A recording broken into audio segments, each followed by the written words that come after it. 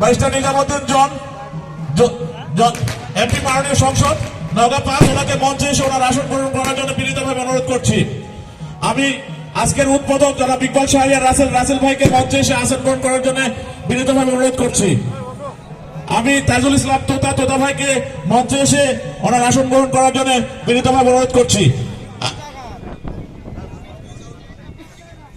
সম্মানিত সভাপতি জনাব মোসাদ্দুর রহমান রকেট ওনাকেও মঞ্চে এসে আসন গ্রহণ করার জন্য বিনীতভাবে অনুরোধ করছি। আমি আমার শ্রদ্ধেয় বড় ভাই রেজাউল ভাই ওনাকে মঞ্চে এসে ওনার আসন গ্রহণ করার জন্য অনুরোধ করছি।